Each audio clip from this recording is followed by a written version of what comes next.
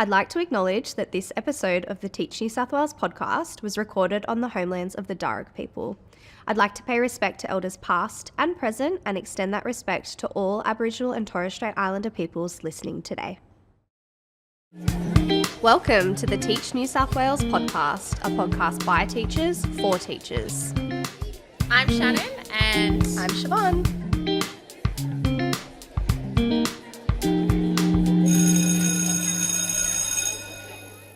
Myself and Siobhan are back as your hosts on the couch, and we are joined by Alice today. So welcome, Alice. Thank you. Thanks for having Lovely me. to have you here. So Alice is currently a relieving principal on the traditional lands of the Wiradjuri people. She is an experienced and innovative teacher and leader who is about to go into her 15th year in education. Yeah, it makes Very me feel really old. We like the term experience here, not Wonderful old. achievement. She's joining us here today to discuss inquiry-based learning and the importance of developing critical and creative thinking in your students, along with some of her go-to resources. So really excited to unpack this. It's a topic that's very close to my own pedagogy. So let's get into it. Siobhan. Yeah. Before we ask you some of the nitty-gritty questions, we like to start off a bit of a segment called This or That with our guests. So I'll give you a couple of options and you tell me which one you prefer. Yep. So first one, well, could be controversial, but Microsoft or Apple? Oh, Microsoft? Yeah. I'm an Apple person. I don't Okay, yeah. have anything Apple. Yeah, Apple. we get a real mix actually Yeah. on the show. Yeah. Yeah, I like definitely Apple in my personal life. Like, you know, I'm all wired up. Got that Apple Watch connecting to the laptop. I've got a bit of the iPad action. But then like professionally, Microsoft, absolutely. Yeah. Microsoft 365 girl all the way. Yeah. Yeah. The same personal Apple, professional Microsoft. Definitely. Yeah. What about this one? And I'm not too accustomed to this, so you guys will have more of an opinion, but plugged or unplugged coding? With primary kids, I reckon unplugged. It's much cooler. Okay. Yeah. Yeah. Do you have like a go-to unplugged activity? Kind of anything that connects to, you know, like your Cartesian plane type stuff with your older kids. Yeah. Like it really helps to cement and solidify that, you know, the understanding around that. Yeah, absolutely. Cartesian plane was always one of my favourite things to teach. Too. I was like, let's get outside. Yeah. Bring the chalk. Bring the chalk, children. We're going outside, the basketball court. And my principal would always be like, Shannon, you've been out on the basketball court, haven't you? I was like, can you tell? We're learning about Cartesian planes. I think it's one of those things that it's not until you teach it that you kind of go, I totally really understand it now. Yeah. Like I get it. Yeah. And, you know, I got better at playing battleships after teaching Cartesian planes. 100%. If my childhood self could see me now, how far I've come. Yeah. Note to self, don't verse either of you in a battleship. Let's go. Duel after this. Pick a competitor who's not so well versed with the Cartesian plane. Yeah, win every time. That's the question you need to ask before you play That's right, yeah. How good are you with a the Cartesian Cartesian plane? plane? Yeah. Another question that we've been asking our guests is, what are you either reading, watching, or listening to at the moment? At the moment, it's lots of rom-com, non-school related stuff. Yeah. Books, in particular. Just finished the Bridgerton series Oh. after holding off for so long. As My in friend was like, The book series? no, the Netflix. Netflix Okay, yeah, series. I held off until my friend was like, no, you need to watch it. I was like, okay. And then I was like, oh my God, what was I waiting for? But I've been very keen to get my hands on The Art of Skimming Stones, Oh, okay. a new book that's just been published by Amber Press. So very, very keen to get my hands on that. Yeah, nice. Take us back, Alice. You know, we love to hear about people's journeys on this podcast and their experiences, but bring us back to you as a beginning teacher. How did you go from beginning teacher, teaching in the Riverina area, to now relieving principal? So I started teaching in the Riverina area and I was there as a new graduate teacher for 2 years. We moved back to the Central Coast to be closer to family, to, you know, get married and start our family, and taught in a different system for about 8 years, working as a teacher and a leader in that system. And then the opportunity for an assistant principal job came up back at the same school that I worked at in the Riverina. Full circle. Full circle, yep. And so jumped at that, applied for that, and was successful and have been there since 2020. So moved there at the, height of COVID and the beginning of a lockdown, and which was an interesting space to walk into as an assistant principal and a new leader in the school, not knowing, the kids, them working from home, was a very quick way to find your feet and build those relationships on the other side of a screen with the kids. But thankfully, a lot of the staff were still the same as when I was there as a new graduate teacher, so it made the transition, a little bit easier. And you returned all grown up. Yep, I did. And now I'm the relieving principal. Wow. Very exciting. Yeah. And if you think to your early years as a graduate teacher in the Riverina area, what sort of key experiences or moments shaped you in those early years of your career? I think having the courage to move halfway across the country. So I grew up on the Central Coast. Yeah. A guest that you've had previously, Aaron Johnston. I actually went to uni with Aaron. Oh, wow. And, did my initial casual teaching and stuff around with him. And looking for jobs, I was like, you know what, I'm just going to apply anywhere and everywhere. Just, whatever comes my way will be what it is. And got a job where I currently am now, which is 5.5 hours away from all of our family. And it's like, I'm just going to bite the bullet, do it. And it was the best thing that I ever did. Learned so much as a teacher, but just as a person, having to step away from that safety net that you have and that network, build new networks, new friends, and teaching in a metropolitan area is very different to teaching regionally and rurally. And so, if you have the opportunity as a new graduate teacher or someone who's in education to go beyond, the Sydney metropolitan area, even Newcastle, further afield, then I highly recommend it. You learn so much as a teacher and you build, I think, stronger skills because of it. Yeah, absolutely. I think that's really wonderful advice. And thinking about your journey in particular, you've tried a lot of different things in the education space. You've also tried different systems, as you mentioned. Yep. You've gone for various leadership roles, now in your relieving principal role. What motivated you to trial these or go for these roles?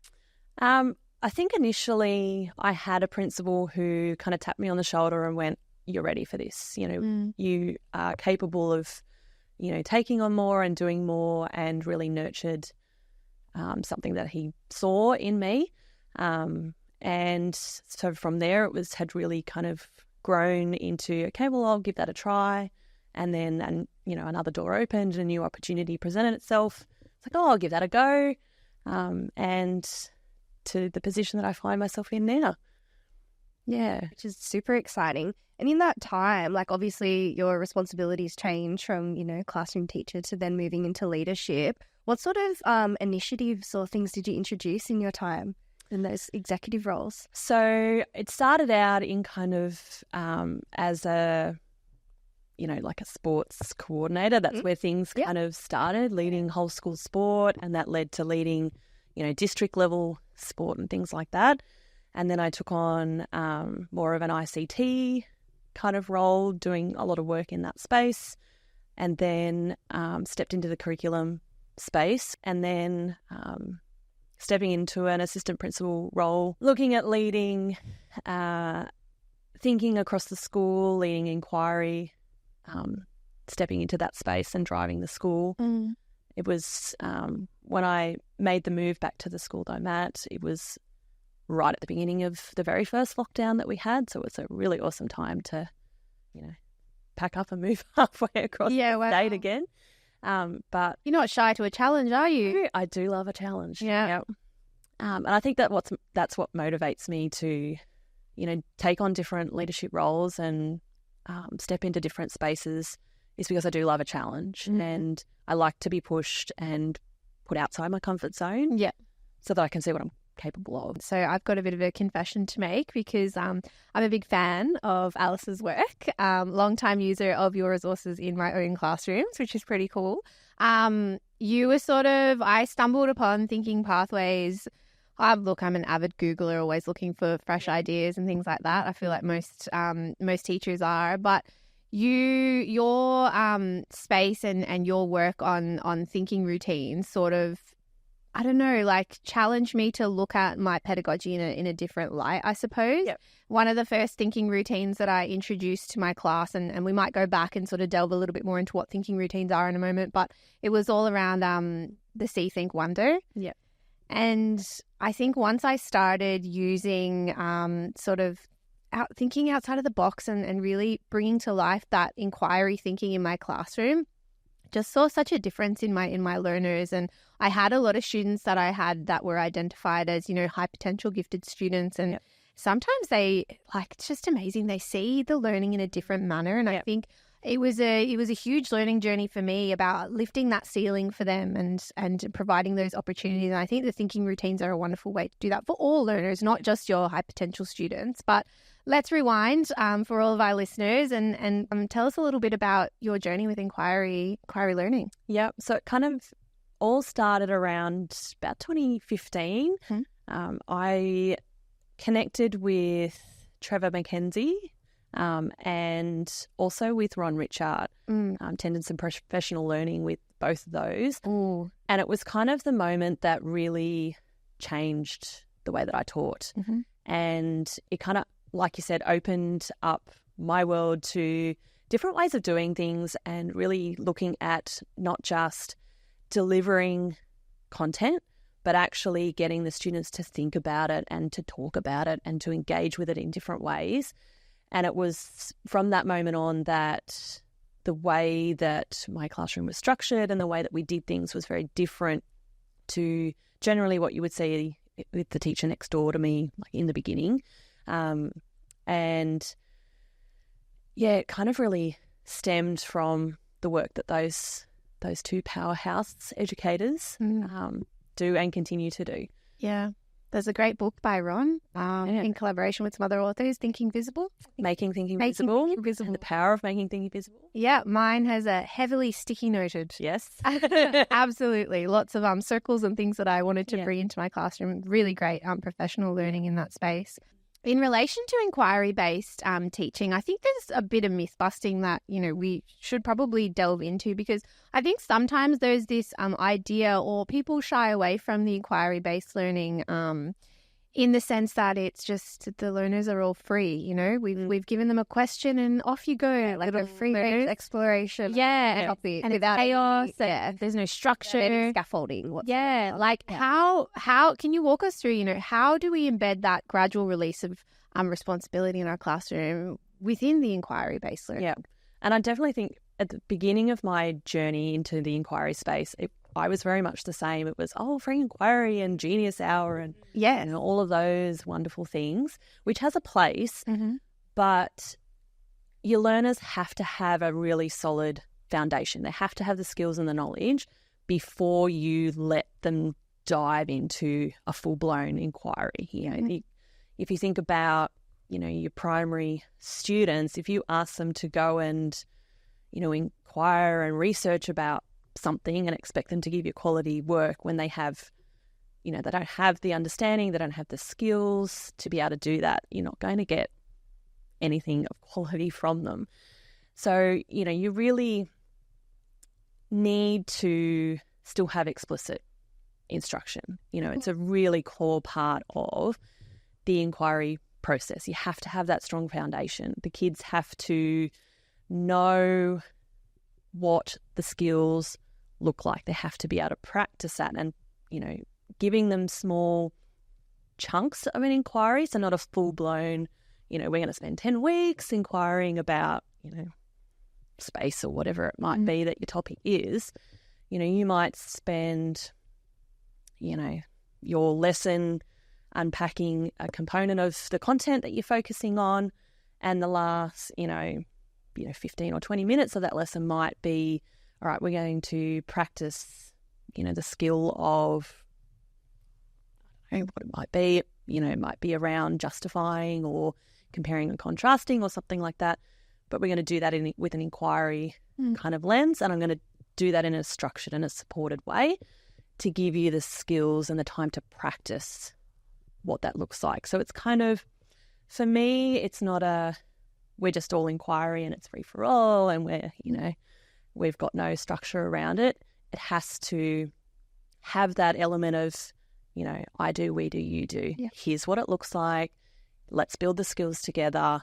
Let's have a go at practicing that. Let's now review and reflect on how that went. Where do we still need to work on either our content knowledge, it might be through your observations that, the kids aren't quite there yet. We need to do a little bit more work in that space, or the skills need a little bit more practice. Let's, continue to develop that as we go through the process, and using the students, what they're showing you, what they're telling you as that feedback to you as a teacher to go, okay, we need to refine this. We need to build upon this more. Yeah, it's about being responsive, isn't it, to your learners at the end of the day as well. Yeah. And I think like what you're talking about, it takes time it doesn't happen overnight. Like it takes time to build that culture and curiosity within your classroom. Absolutely. Yeah. And to celebrate that curiosity. And it's crazy to think of like our learners now that we have in our class. We're preparing them with these 21st century learning skills, like collaboration, communication, critical and creative thinking, because they're the skills they're going to need for the workforce of tomorrow. Yeah. So I think that's why I really align to inquiry-based and having that exploration in your classroom and celebrating that. So is this something that's embedded within like the school that you're at now, or is this something you share with other educators as like a form of professional development, or? Yes. Yeah.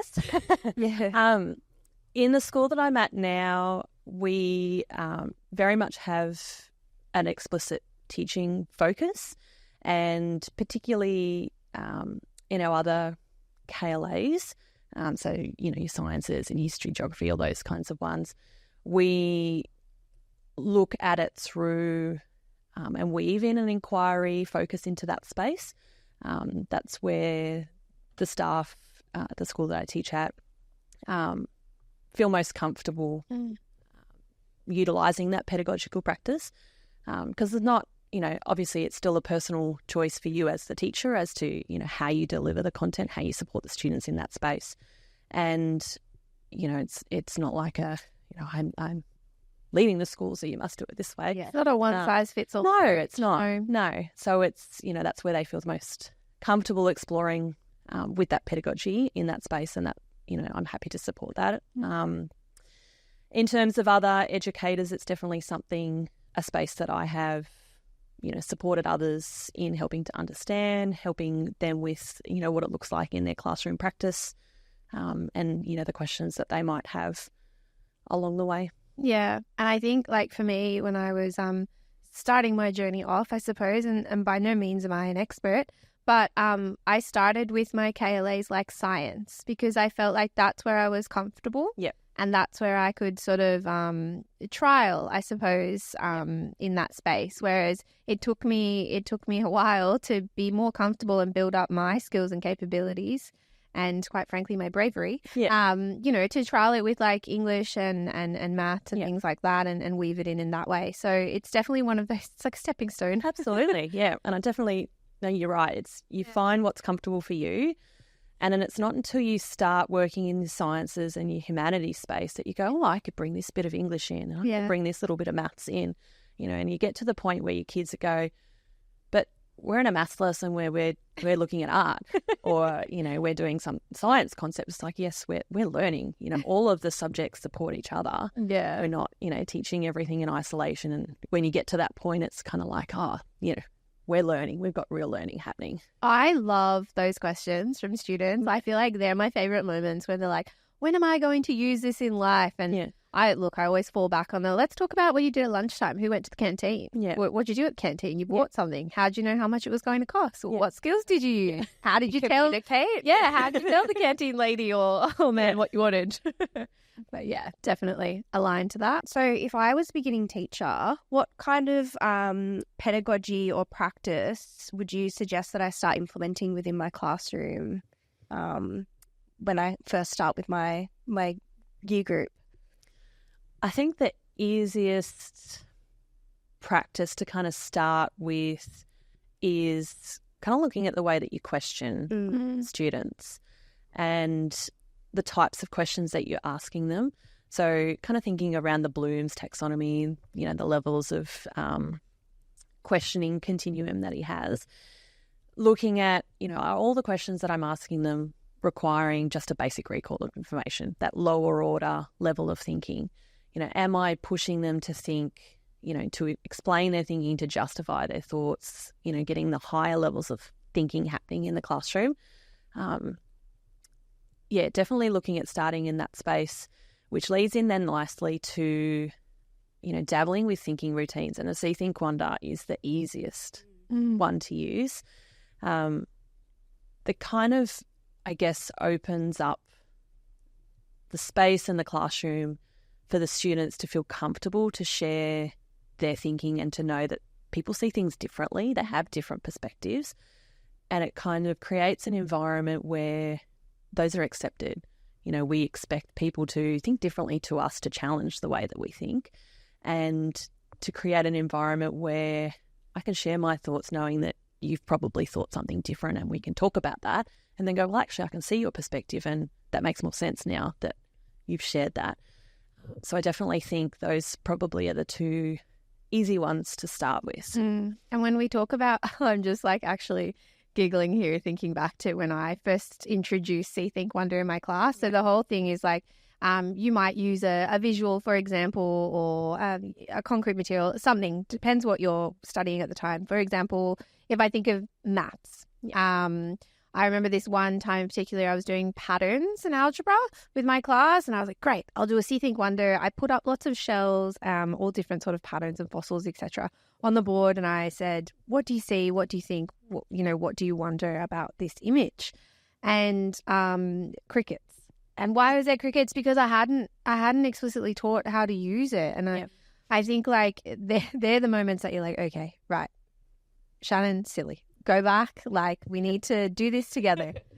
So, then I went back to my graduate release responsibility. I do one, we do one together, and then you all do one. But that didn't happen overnight. Like it was a real building block that I worked on with my class. And one of my favorite ways to do it was in groups. Yep. So, having them sort of work together in mixed ability groups to complete a See, Think, Wonder.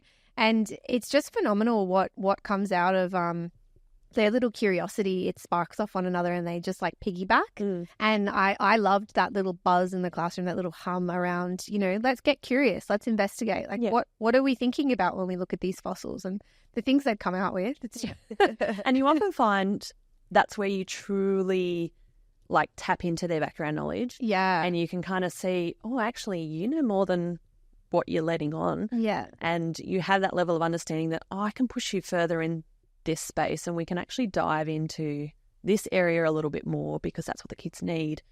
I can see that they've got that level of understanding through that discussion, through those thinking routine prompts, that, you end up finding that the learning that you do in the classroom is richer for it.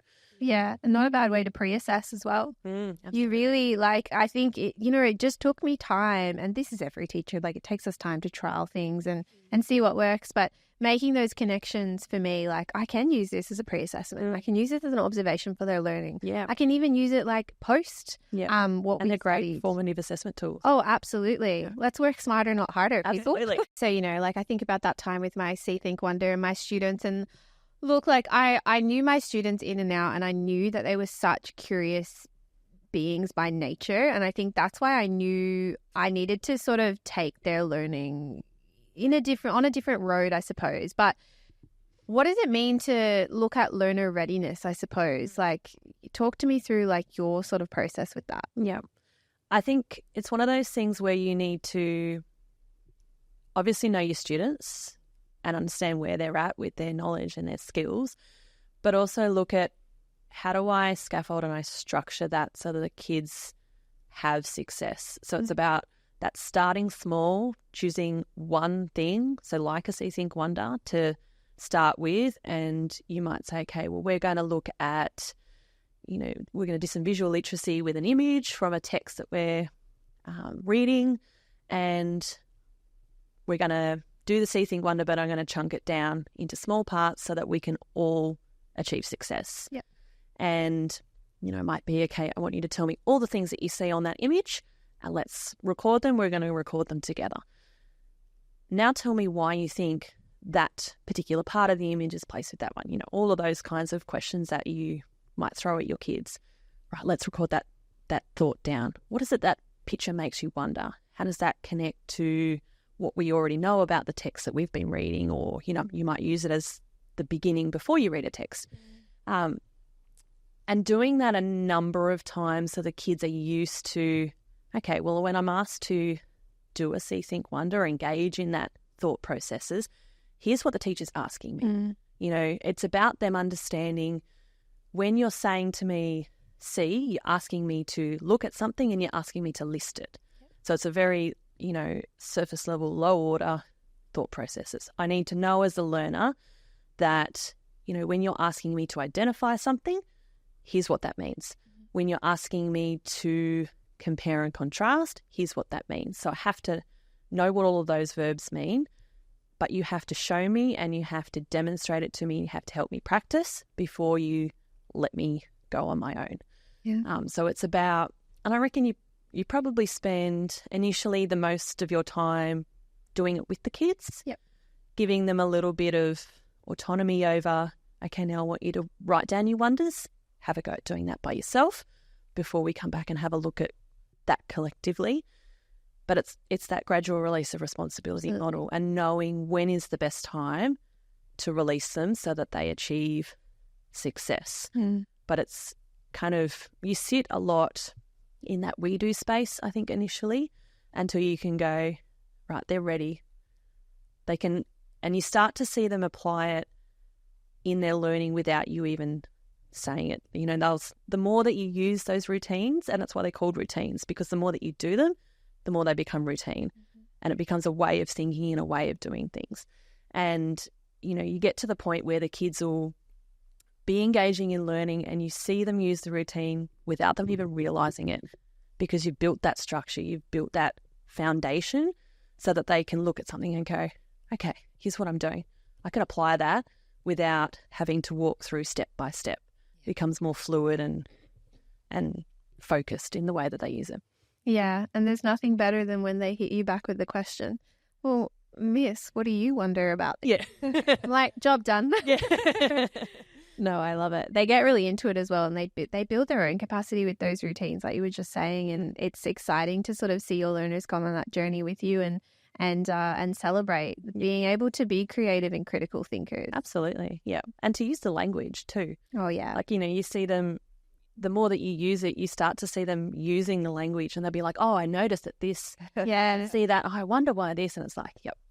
The job is done. You guys are doing amazing. Checking for understanding as well. Absolutely, right? Like, sure. To reiterate that language to you, and that's how you know that they've got it. Absolutely. Yeah. Well, what do you wonder is quite an abstract thing. Yeah, it is. What does it mean? We need to unearth what it means to move forward and understand it. Yeah, and it's when you share your wonderings with others, particularly as a teacher, when the kids share what they're wondering about, that you can go, oh, I can build that into and weave that into the learning that we're doing so that we're answering those questions. And the kids then can see themselves in that process of learning and they go, well, I wondered that question. We're actually going to explore it. It fits with what we're learning and we're going to take that and learn about it and connect it with, the broader concepts that we're, where we want to go. And it gives them more ownership over how they get to that endpoint, because they can see themselves in that process and they have a voice and a say in how they get there. Absolutely. And what you were referencing before, Shannon, in terms of like, oh, I, used my thinking routine and it didn't work. And looking back now, I'm wondering if for you, Alice, is there something that now that you wish you could tell your beginning teacher self, what not to do or what to stop doing or what you just should know at that point in time? Good old reflection, hey? Yeah.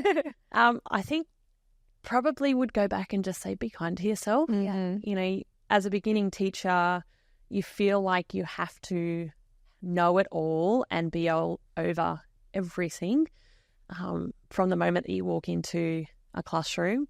but that's what the other teachers are there for, to help support and mentor you.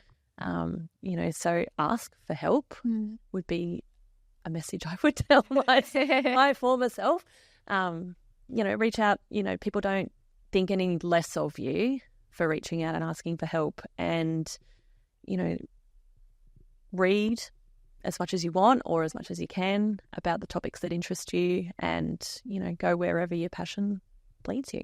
Yeah, absolutely. I think a big part of that as well, is reflection and cultivating that practice of reflection. Like I said, I was like, come on, Sean, this is not working. Why did you do it like this? But I'm not afraid to say, hey, it didn't work, but I tried again and I built that capacity. Yeah. But part of that was my reflection. Yeah. So, what advice do you have to beginning teachers to really cultivate that practice of reflection? I think there's some core questions that even as an educator now that I ask myself. Yeah. When I'm looking back at the end of the day, I kind of go, okay, well, what worked today? What were the glimmers? What were the shining moments? And really taking stock of, here's where I was successful today and what didn't work. And why was it that worked but that didn't? And what was it about that moment that, hit the nail on the head like I was expecting it to? It could have been the time of day that we did things. It could have been how I structured or scaffolded it for the kids. And really kind of, making a mental note of those things. But also looking at, it's only probably been the last few years that I've, added a few questions around who benefited from what we did today, but who didn't. Who am I not picking up? Who's flying under the radar that's, needs a little bit of pushing or is struggling but not telling me that they're struggling? Who kind of diving that little bit deeper, so it's not just about me and my practice, but, having that little bit of a focus on the students as well. And then what does that tell me about how I'm, pitching the learning in the classroom? I find, and it was probably only, after about my 5th year of teaching that I started writing my observations in my lesson plans. Yeah. So any of the adjustments that I'd make, I'd always go back to the lesson plan that I made. I'd put them in red, and then I'd write down any of the observations that I noticed about the kids. Yeah. And pop them all in there so that come report time, I could go back, look at all the observational notes that I've made around, who was able to do different things, who got things, who needed more support. And it really gave me a really good, strong platform to go, here's where my kids are at. I knew exactly where they were at any given moment. I could track that progress through the teaching and learning program that I had. It wasn't a document I created in the holidays and then I didn't look at it again. It was something I was looking at every day. Yeah. Actively changing it and writing all over it. By the end, it was just had red everywhere. Well, all of these notes. Yeah. But it meant that if I was on the same grade the next year, I could go back and go, okay, here's what worked for this group of kids. Yes, I've got a different group, but here's how I might change and adjust that to suit these kids. See if that lands the same way. Look at the tweaks that I made, things that, particularly if you're picking up a unit that someone else has written. Yeah. Their context that they're working in could be very different to yours. So looking at what do my kids know? What's their level of background knowledge? How do I support them with the skills that they have to get them to this point? Where are we going and what do they need to get there? And it sounds like obviously I would assume you share a lot of this knowledge with your staff. What does knowledge sharing look like in the context of your school and particularly with the early career teachers? So we operate with professional learning communities at our school. So we have a literacy, numeracy and a wellbeing. They drive all of our school improvement initiatives. And so we have a team of teachers from each of the stages who meet to focus on that initiative, but they also work to build each other's capacity. So you've got very experienced teachers who lead these professional learning communities, working with teachers who, are 10 years into their career, right down to beginning teachers. And so they really work together to build capacity. They work to understand, where the school's at with that particular initiative and then how to work collectively to drive it forward. And then they also have the opportunity to then lead the professional learning for the rest of the staff around that. So I find that model works really well in getting staff to work collectively and collaboratively together to build the skills of all staff. So everybody's on one of those three teams, and gives them ownership over where we're going as a school and how we get there. Yeah. It sounds like you're very much, part of your ethos as an educator is really that lifelong learning and building that capacity in our future educators. Yeah. What sort of, lasting effect do you hope to have on the teachers that you have that impact on? I guess if, something that I have experienced or done with, the students that I've worked with or the teachers that I work with makes 1 ounce of difference to somebody else, helps them on their journey, then I'm happy.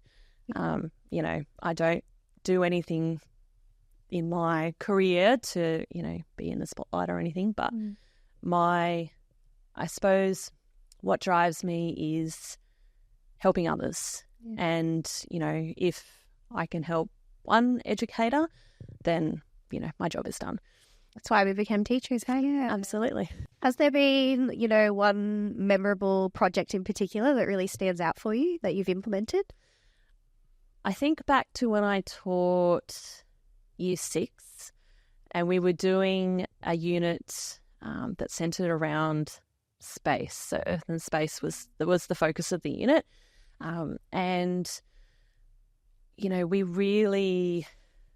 It's really exciting content to be delivering to stage 3 students. It's my favourite. Mine too.